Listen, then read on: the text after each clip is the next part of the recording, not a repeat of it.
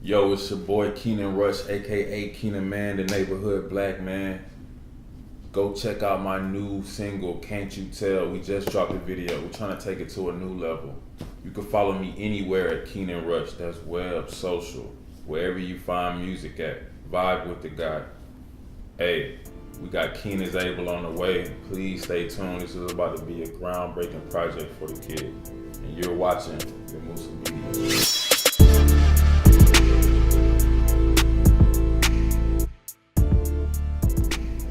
This is Ramusa Media. Today we're with recording artist Keenon Rush. Keenon Rush grew up in East Atlanta churches, traveling and singing choirs, traversing most of the East Point region. After attending Wake Forest University, he embarked on a more spirited journey in his music, which involved the project Citizen Keen. Following Citizen Keen, Keen is Able, the album is on the horizon. Today we're catching up with the recording artist. Keenan, my man, it's so good to have you here. I appreciate it. We finally made it happen. I know, right? You're bros, man. So I definitely want to sit down with you. Oh yeah. I appreciate those words, man. That's how I know you're my fan, man. You know exactly what's going on. You know the story, you know the history, and you know the future. So glad I could share some time with you, bro. Apart from your time in the choir and in the church, what was your most earliest memory of music, specifically hip hop, that drew you to make the genre yourself? Yeah, man. I think my earliest introduction to hip hop was just like going through my dad's CD cases. You know, back then in like the early '90s, you had those booklets where you just flip pages, and I don't know if I was more interested in just the art around the CDs than the music, because I really didn't go off of names at first. It was just like, oh damn, this is cool. I like this little font they got on this CD. But even then, you know, just doing that and just flipping pages, I always seem to end up on Outkast. And like, if you know Outkast, they always have some trippy ass visuals, some trippy ass cover art. So they I don't know, they intrigued me, or they piqued my interest early just off their visual aesthetic. And I definitely took influence from the music thereafter. Some more people though that I probably you wouldn't assume, since I'm from Atlanta, that these were some people that I took influence from, were like the Mad rapper, Slick Rick, like the Slick Rick nursery rhyme. I knew that joint by heart in like pre-K and kindergarten. And so like, if ever somebody asked me to rap, I was gonna do that before I started rapping anything that I actually wrote. So, you know, this is a story, damn, I was about to do the Will Smith one, but Oh hell no. what's the one with Slick Rick? He starts off, he's like, I can't once do upon the a next time one. not long ago, Oh, when people wore pajamas and lived life slow, the laws were stern and justice stood, and people were behaving like they ought to be. You know, that joint right there.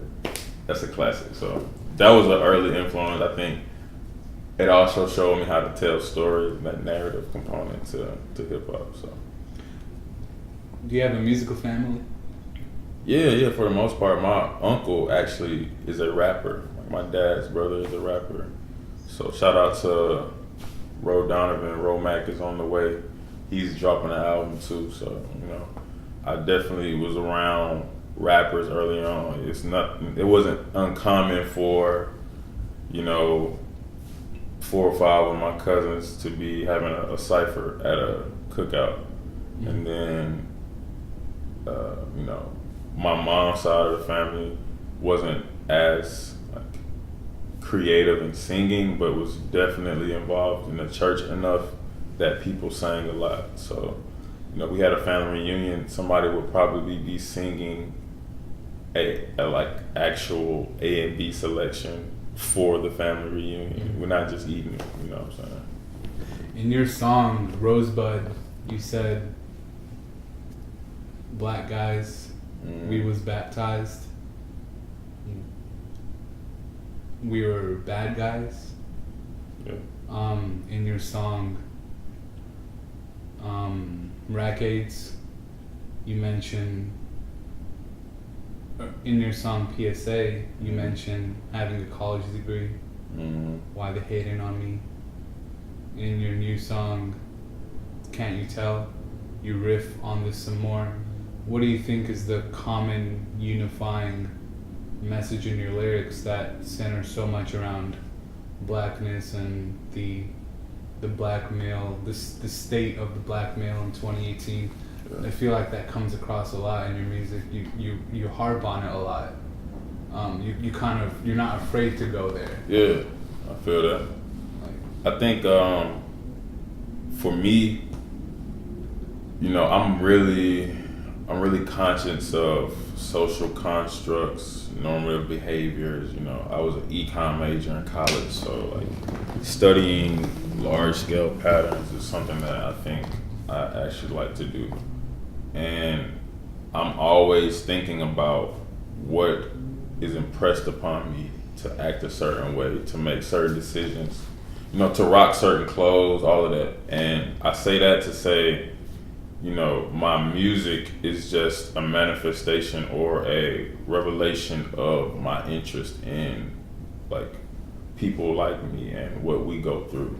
And, you know, giving those people who look and maybe not even look like me, but are interested in what, you know, people that look like me are going through, giving them something that is anecdotal, that has substance, and kind of piques their interest a little. I mean, because you, like you said, you know, killing it, kicking it with some Black lives. That's an ode to Black Lives Matter. You know, the people that we're trying to protect.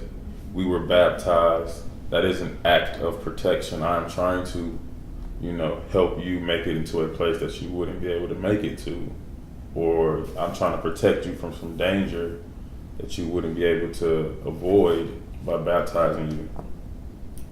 But at the same token, we are still considered the bad guys. You know what I'm saying? Like, simply because of a look or an aesthetic or a piece of clothing or, you know, someone else's insecurity. So I think, without me rambling, like, my interest in human behavior, my admiration with connecting people to those interests that I have is all an effort to create a new presiding construct. I got that term from Virgil Abloh. Shout out Virgil. You need to fuck with your boy on some creative shit. I don't know. It's gonna happen. I'm speaking it into existence. But when you create the presiding construct, you don't have to create the things beneath it. The culture then manifests itself. So if I'm creating this idea of what it means or feels to be a Black person or a Black man, and I'm creating an ideology that makes you think about what is impressing the Black man to act a certain way, then I don't have to create the legislation that then protects a Black man or the opportunity for the Black man. It becomes like a direct response to just like that one moment of culture where people are like, I'm killing it, kicking it with some Black lives. You know, it gets deeper than just a hard lyric. I feel like sometimes people don't have to think about it; they just need to feel it. Because if most people think about it too much, they might turn away from it because they don't understand what I'm trying to say to them. You know what I'm saying? But that was a lot. But that's what I meant. You feel me? How often do you find yourself recording music now that the album is almost done or is done? So two things. Keen is Able, the album title. Yeah. How did you approach this? I get the biblical reference in there. What is it about that story that you thought had something similar with yours? And also, how far along are we with that album process? I'd say the album is finished. It's complete. We're just fine tuning things that, you know, we as creatives tend to do. And, you know, having those conversations to make sure the way we release it is just as much of a representation of our artistic expression as the actual music. I came across that title with my brother. We had a conversation back in 2015, and we were just talking about like dope ass album titles. And I mean, album titles are everything. Like, it's the moniker that makes people want to be like, well, damn, let me check that out. But more than just a cool title, I think growing up in the church also allowed me to understand the importance of like parables and relatable mediums of like intellect or higher thought. Whether it be Jesus, Gandhi, Muhammad, or, you know, Oshun, they'll tell you a story about their life or about someone close to them, something happened. And more than just the actual facts of the story, you know, you gotta pull some things from that easily digestible parable to be like, okay, this is what remains after generations and generations of different cultures and normatives have made this story seem wrong in some areas, right in some areas. It's the meat of the story. Cain and Abel, like I said, I was having this conversation with my brother and just talking about like how cool it would be to use my name in different stories. And I think using my name is not necessarily to say it's about me, but to bring it into context to someone alive at this time. You know what I'm saying? So how many tracks can we expect on this album? We're somewhere around 10 or 11. Any features that we can expect? Yeah, we got some features on there. I'm definitely showing love to the city because the city has shown me so much love, especially during the process of making this joint. I'm not like a big features guy for albums. I am all about the spirit of collaboration, but we got some people from the city on this project. What's your status in terms of business? Mm-hmm. Are you operating independently? Are you signed? Are you seeking major label deals? Do you have a manager? I'm very much an independent businessman. I do have management, and you know, we've been building this thing up for a minute. Shout out to 1157, that is the game, and the committee. But yeah, like in terms of seeking like labels or seeking opportunities, I'm always seeking opportunities to expand the message.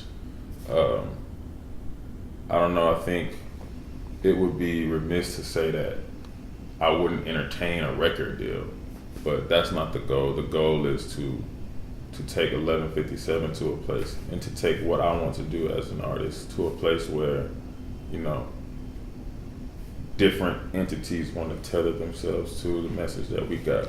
And I think all of that is a positive thing. You know, it's not like I'm not one of those independent guys like, yo, fuck labels, all of this, or fuck streaming platforms. That's how you that's how you make more enemies than friends in this industry. If bad deals have been done, then I don't want to do bad deals, you know. But I do want to sit down and talk about good business with good people. Yeah. And I think that's where we're at right now. So, you know, it's a happy time. For a fan coming to see a Keenon Rush show in person, what can they expect? Man, you can expect, and I'm telling you this from different people who have experienced it, and you, my friend, have experienced it yourself. Oh yeah, so, it gets wild. Yeah, so like, it's definitely going to be energy. I love energy. I think that's what people pay for when they come to a show, is to be energized. I'm an energy salesman. I'm like on some Elon Musk shit. I'm looking for the raw materials to create, and what's the term I'm looking for? To become some type of alchemist of sorts. And you're also going to experience some bars. Like, I don't know, a lot of people tell me, man, you actually spit your verses. You don't just rap over your shit karaoke style. So I think listeners and concert goers rock with that shit. So you're going to get energy, you're going to get bars, and if you're watching this interview, you can already tell, like, I like to talk about things that matter. This is no, like, downplay on anybody else's conversation subject matter, but I just like to talk about shit that people be like, this motherfucker got something to say. You know what I'm saying? So, like, I do get a little bit on that type shit at shows. And I think it works. It's a good balance, you know. You don't want to scream at somebody for 45 minutes, but you don't want to talk their ears off for 45 minutes, too. What is your impression on the state of the music industry today? And how does it bode for you? The state of the music industry. I think the music industry has realized the grasp that it has on culture, not in the sense of what culture is, but who can profit off of it.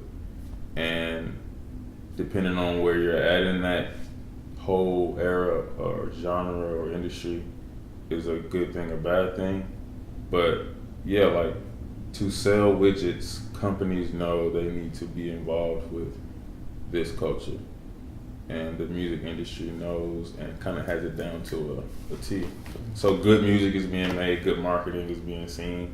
There is some type of saturation, but there are unique pockets of, growth where people are like, this hasn't been done in this era before, which is good stuff. This is Ramusa Media. This is Keenon Rush.